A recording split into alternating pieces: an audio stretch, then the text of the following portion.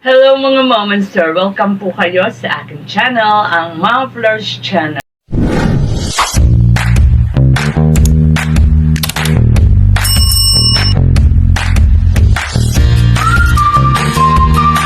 For today's topic, pag-usapan lang po natin ang mga isinuwalat na sa loobin ni Papa Dins TV tungkol sa kanyang mga personal life, sa mga buhay-buhay niya, no?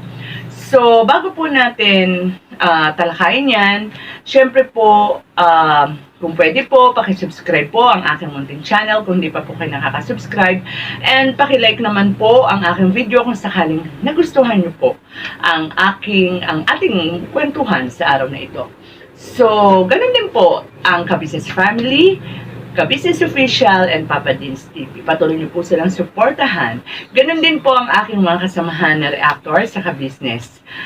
Yun lang po, maraming po salamat. So, pag-usapan na po natin yung mga sinabi ni Papa Dins dun sa kanyang vlog. Sinasabi niya, no, na Papa Dins is back, no? Ano po bang ibig niya sabihin diyan, Papa Dins is back? Kasi po kung napansin niyo dun sa mga nakaraang vlog niya, although may mga upload naman po siya, parang hindi masyadong dun sa charity, more on parang ano siya, nag-a-unwind. Dahil may mga nabanggit siya dyan, di ba, na parang stress nga raw siya, di ba, parang nakita natin parang nag-ano siya kasama ng mga kaibigan niya, no, nag-unwind nga, tulad na sinabi ko kanina. So, sinabi naman niya, inamin naman niya dyan, ano, na talagang may mga pinagdaanan siya, but, siguro na pag nalampasan niya na yon, kaya sinabi niya na Papa Dins is back, di ba?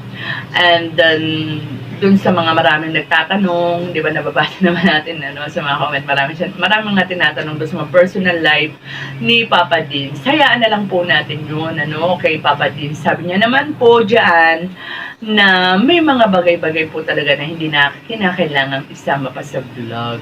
No, ayan na po natin yung pribadong buhay ni Papa Dins. Total, hindi naman po siya celebrity. Siya po isang charity vlogger.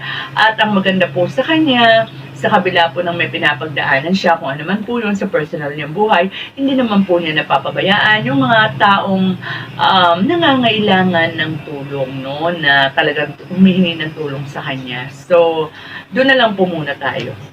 Bukod pa doon, naisiwalat niya rin po niya sa kanyang vlog na yan, ano, yung tungkol kay Tony. Kasi naalala niya si Tony nung napadaan sila sa bilihan ng banana Q tsaka ng buko. Kasi itong si Tony ay palaging nagpapabili, no? Papa Dins, no? Nagpapabili ng banana Q. Dalawa pang araw eh. Gano'n naman po talaga ang side effect, no, ng injection. Kasi napapanood ko din yan eh kay Kalinga Prab, especially si Rina. Talagang nagtatakaw sila and tulog ng tulog. Pati nga yung mga ano eh, kasi siyempre wala na nga si Tony, naaalala ni Papa Dins, no, yung mga pinabibiling pagkain, halo-halo, yan, ganyan. Ang maganda kay Papa Dins, sa kabila ng mga nangyari sa kanila ni Tony, no, yung ginawa sa kanila ni Tony, walang sinabing masama. Hindi natin napakinggan na kung ano mang mga panunumbat o kung ano pa man itong si Papa Dins, no. Manang-mana sa kanyang pinagmanahan, manang-mana sa kanyang mga magulang na walang masamang tinapay, ang tanging hangad lang ay makatulong, at tapos pagka ang mga tinulungan nila hindi naging maganda ang balik, ay hindi natin sila kariringgan ng kung ano pa man, ano? So ito po yung bali naging mensahe ni Papa Dins. Sana mga papi, huwag niyo pong sisihin yung pagbili namin ng cellphone kasi dahil bumili kami nun, mahal namin kasi si Kuya Tony. Tsaka ano yan eh, para malibang. Para malibang siya. Para sa kanya po yun, mga papi. At wala naman pong kasalanan yung business family tungkol sa pagbili ng cellphone. Sadyang may mga impormasyon na hindi naman nasabi sa amin na dapat noon pinaalam na agad. Kasi nakailang vlog bago siya bilan ng cellphone, di ba? Nasasaktan din kami, mga papi. Diba? Tao lang kami. At pairalin natin yung pagmamahalan sa bawat isa. Kasi yun yung isa sa pinaka importante, mga Bobby. Pagmamahalan, kapayapaan lang. Isipin natin yung both sides. So ayun nga po mga kapapi, narinig natin yung naging paglilinaw ni Papa Dins tungkol pa rin nga kay Tony. Siguro may mga napapanood siya, may mga nababasa siya na tila sila pa yung nabiblame o nasisisi sa nangyari nga kay Tony. Since siya yung bumili ng cellphone o nagbigay ng cellphone kay Tony, kaya sinabi naman niya at alam naman, I think alam ng majority ng viewers na yun, ang cellphone ay binili dahil sa kagustuhan na mapabuti si Tony.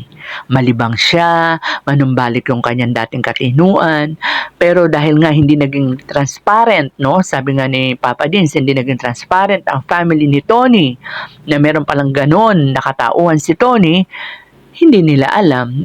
Sana, wala ng cellphone, no? Hindi na nagbigay ng cellphone si Papa Dins.